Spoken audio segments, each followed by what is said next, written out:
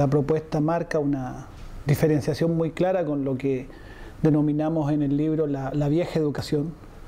Creemos que hay un paradigma educativo que se agotó definitivamente.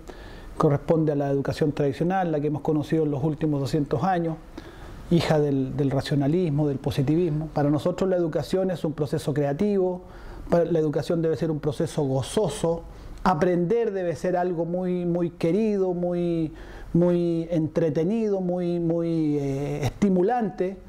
El recreo, si habláramos de una educación óptima, diríamos que el recreo, los alumnos debieran no querer salir a recreo, porque en el proceso educativo mismo ya están gozando, están disfrutando, están compartiendo, están aprendiendo.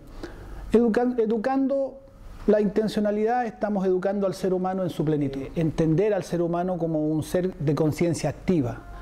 Por lo tanto, ¿qué significa eso? El conocimiento del ser humano lo construye, el aprendizaje es un proceso activo, no es simplemente una asimilación de estímulos externos, como si fuera vaciándose en un recipiente una serie de conocimientos como pretende la educación tradicional.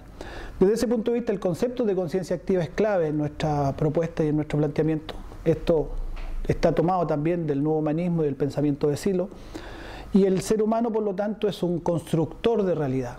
Y la educación debe dar cuenta de esa condición de constructor de realidad y por lo tanto el proceso educativo es un proceso activo del estudiante, activo del alumno.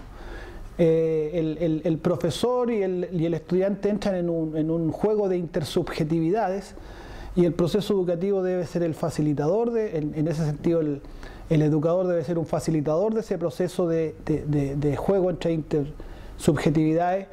Y al ser el ser humano conciencia activa, constructor de realidad, se convierte en un ser histórico y social, en un ser que va construyendo su propia vida, y la educación debe ser fundamentalmente un facilitador de eso, de habilitar en la persona esas capacidades que están en todo. Todo ser humano trae un equipamiento que le entrega enormes potencialidades y sin embargo en la educación muchas veces ese equipamiento, en vez de activarse, como que se va anulando. La intencionalidad es el motor de la acción humana. El ser humano siempre va tras algo, hay una intención en cada uno de sus actos. Por lo tanto, el ser humano, vuelvo al mismo concepto, es un ser activo. La conciencia humana siempre está buscando algo en el mundo, busca expresarse en el mundo. La educación tradicional hace exactamente lo contrario, o arranca desde una idea contraria, arranca de la idea del ser humano como una suerte de ente pasivo.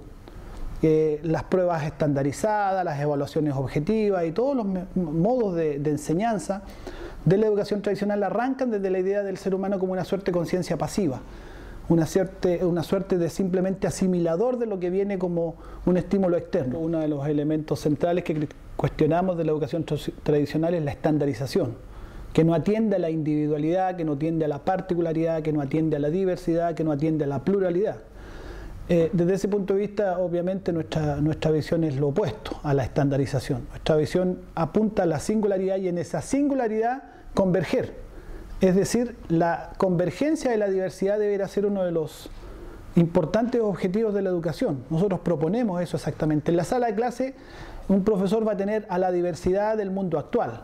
Va a tener distintos orígenes culturales, distintas creencias, distintas formaciones, distintas experiencias de vida. Y justamente se trata de que el proceso educativo logre hacer converger sin anular la diferencia, sino que convertir a la diferencia en un elemento de riqueza del proceso educativo.